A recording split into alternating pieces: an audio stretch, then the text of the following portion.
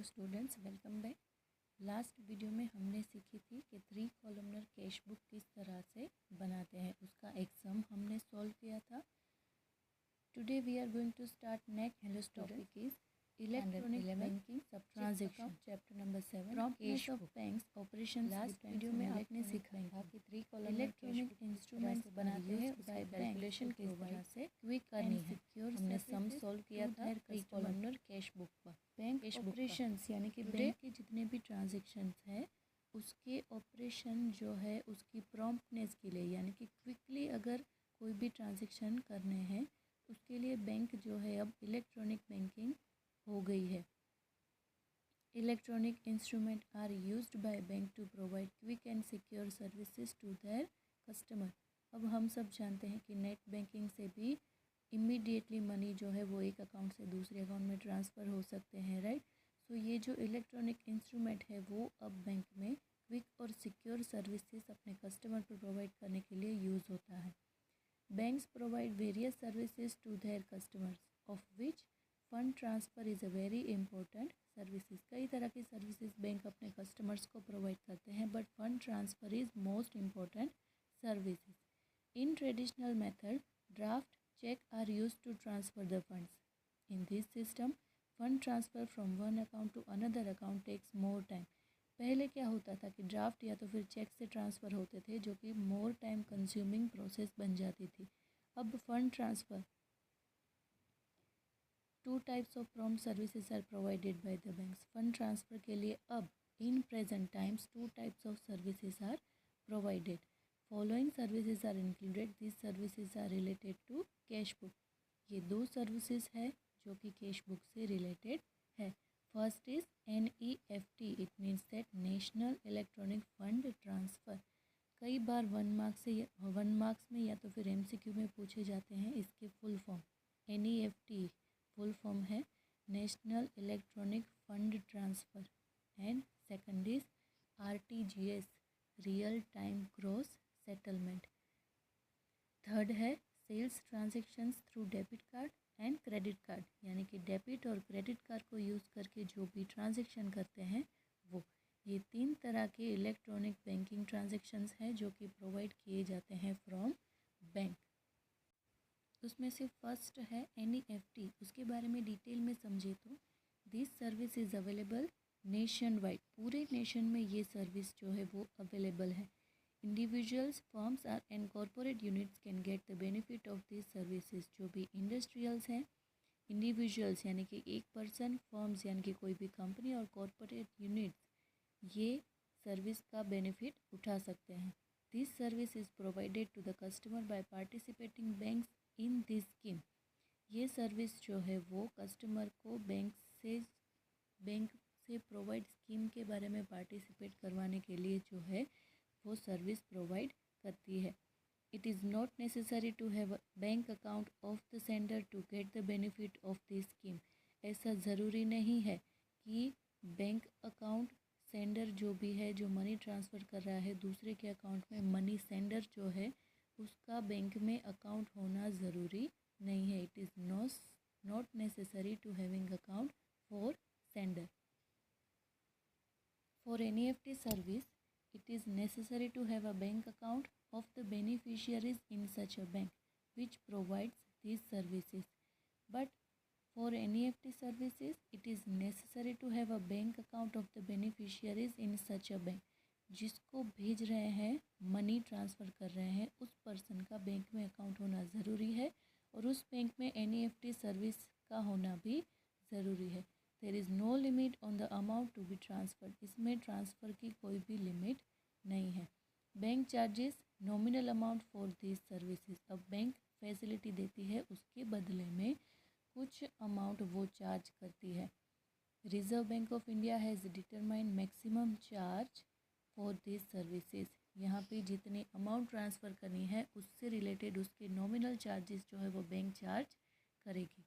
Therefore, bank can give this services even free of cost. Reserve bank ने जो है वो मैक्सिमम चार्जेस यहाँ पे डिसाइड किए गए हैं कि NEFT से अगर फ़ंड ट्रांसफ़र करने हैं तो उसके नॉमिनल चार्जेस मैक्सिमम यहाँ तक जो है वो चार्ज करने हैं।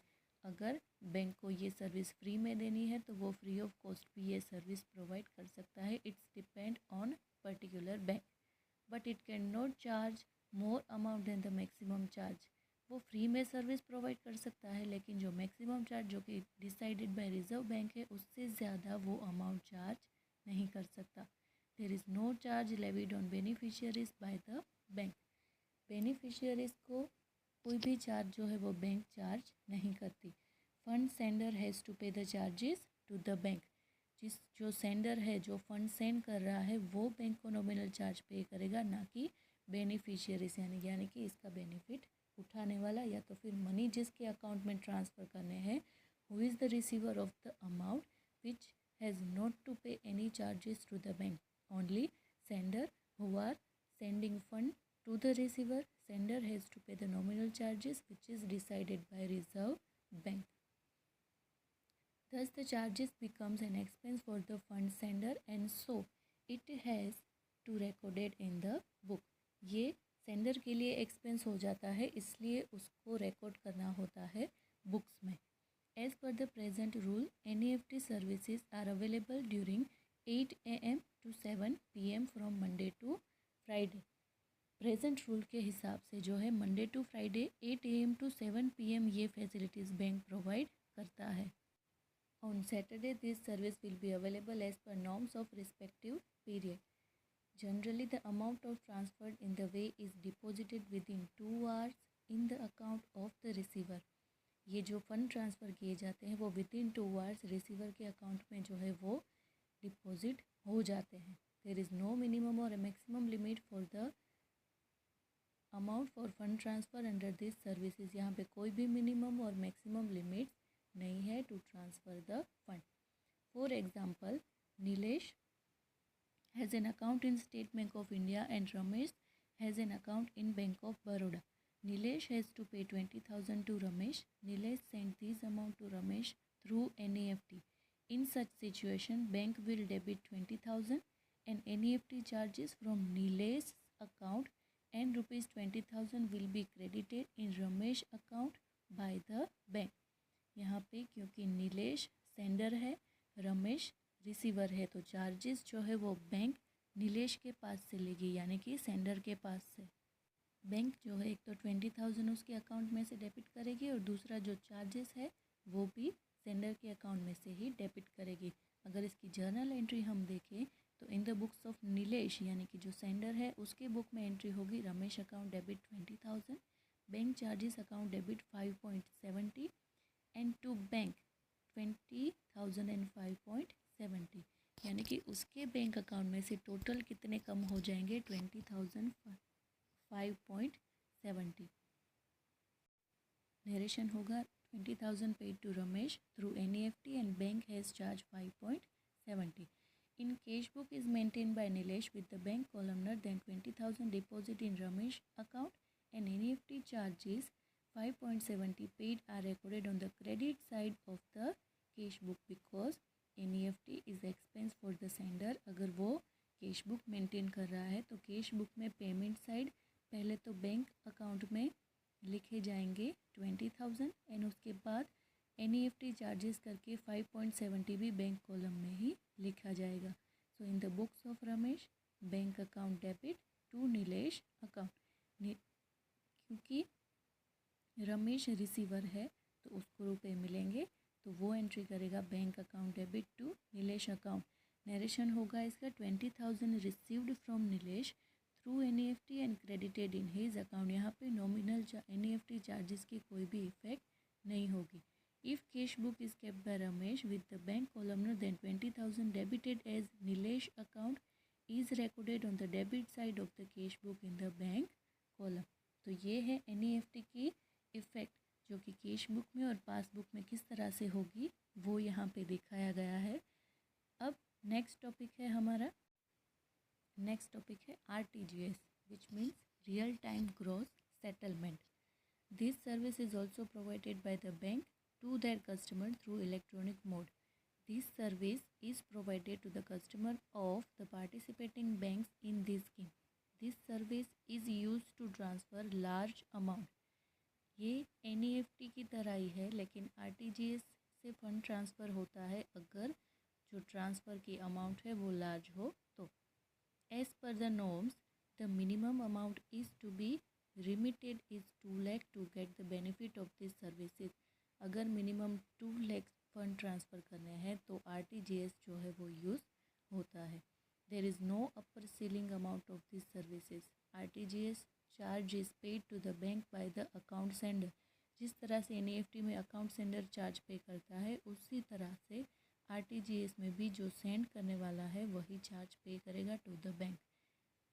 Therefore this charge becomes an expense for the amount sender. The RTGS services window is available from 9 a.m. to 4:30 p.m. from Monday to Friday.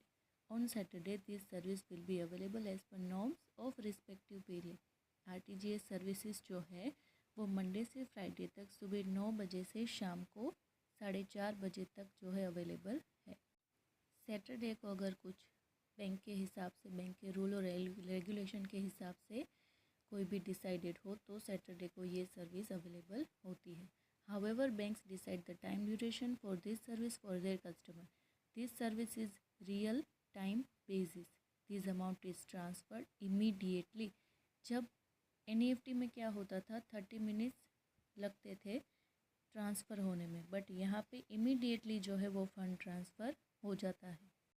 NEFT में not 30 minute but 2 hours transfer होने में लगते हैं, लेकिन यहाँ पे या तो इमीडिएटली या तो अगर बहुत बड़ी अमाउंट हुई तो विदिन 30 मिनट्स जो है, मैक्सिमम 30 मिनट से सेंडर के अकाउंट में से रिसीवर के अकाउंट में फ़ंड ट्रांसफ़र हो जाते हैं। Accounting effects of RTGS facility is the same as that NEFT facility. Accounting effect same है जो एनईएफटी में करते हैं। The amount of charges decided as RTGS charges और bank charges instead of NEFT charges.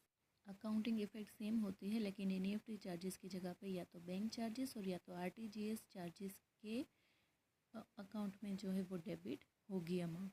अगर एग्जांपल के through अगर हम समझें तो Mahesh has to pay 3 lakh to Rajesh. Mahesh send the amount to Rajesh through RTGS. Mahesh paid 34 RTGS charges. इसकी जर्नल एंट्री क्या होगी?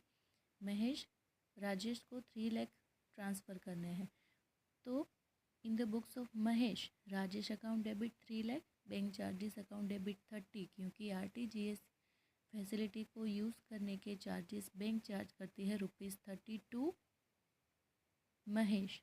सो Rajesh account debit, bank charges account debit to bank account 3 lakh and 30। तो ये अमाउंट पेड बाय महेश होगी। महेश इस अमाउंट को पे करेगा क्योंकि सेंड कौन कर रहा है? महेश। राजेश के अकाउंट में इसकी इफेक्ट होगी bank account debit to Mahesh account. If Rajesh keeps bank columnar cash book then 3 lakh debited as Mahesh account recorded on the debit side of the cash book।